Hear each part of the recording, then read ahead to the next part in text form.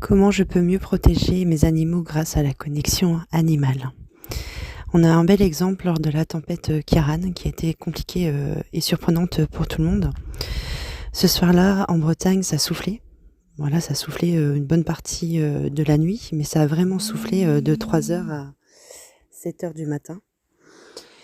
Et en fait, vers minuit, en fait, on a été se coucher, mais bon, ça soufflait pas mal, ça bougeait dans tous les sens, on entendait les tuiles claquer, la maison craquer, et forcément, quand on a des animaux dehors, bah, on s'inquiète. Bon, l'avantage ici, c'est que les box, on a des box et les biquettes, les moutons étaient en sécurité en box, et surtout les chevaux qui étaient à l'extérieur avec leur cabane qui donne accès sur l'extérieur. Mais c'est toujours angoissant de pas voir ce qui se passe ou quoi. Et en fait, à 3 heures du matin, il y a eu une grosse rafale et à ce moment-là, en fait, j'étais en pleine conscience parce que je dormais pas profondément et en fait, mes chevaux sont venus à moi. Donc ils étaient accompagnés d'un cheval blanc qui, pour moi, les guidait et nous guide parce que c'est souvent que je perçois ce cheval blanc et c'était un petit peu la fête au refuge avec beaucoup de bruit parce que j'étais, entre guillemets, encore en train de dormir. Mais je les voyais aller dans tous les sens, tourner, être très apeurés. Et ce qui m'a réveillée, en fait, c'est ma brebis, Frégate, qui vient à moi dès qu'il y a un problème. Et, du coup, j'ai senti son museau sur mon nez. Et ça m'a réveillée. Et en fait, là, c'est là que j'ai tilté qu'il y avait vraiment un problème, car elle vient pas à moi comme ça. Du coup, je suis descendue, j'ai commencé à vouloir regarder dehors, mais j'osais pas ouvrir la fenêtre tellement qu'il y avait de vent. Et je voyais plus ou moins qu'il manquait une partie de la toiture des box. J'avais l'impression que la porte des moutons était ouverte, du coup, là où était Frégate.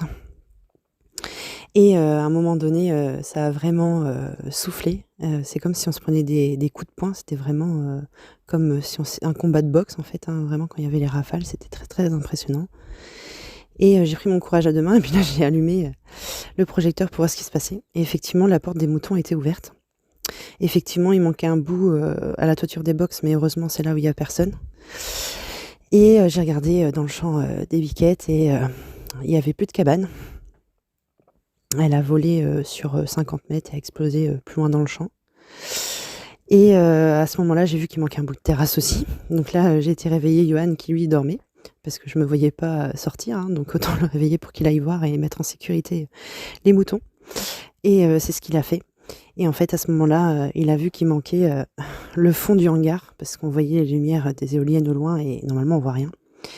Et donc là, il a été voir du côté des chevaux et la cabane n'existe plus. Et les arbres couchés sur les clôtures cassées, on voyait pas les chevaux. Et du coup, concernant les moutons, heureusement, ils étaient restés dans le box, terrorisés, mais au fond du box. Et donc il est revenu et du coup, je me suis reconnectée à mes chevaux pour savoir où ils étaient. Et ils m'ont envoyé l'image d'eux couchés dans le champ. Et 2 heures plus tard, Johan est retourné voir et effectivement, ils étaient couchés dans le champ sous un arbre et l'arbre d'à côté était couché. Donc finalement, ça leur faisait une protection.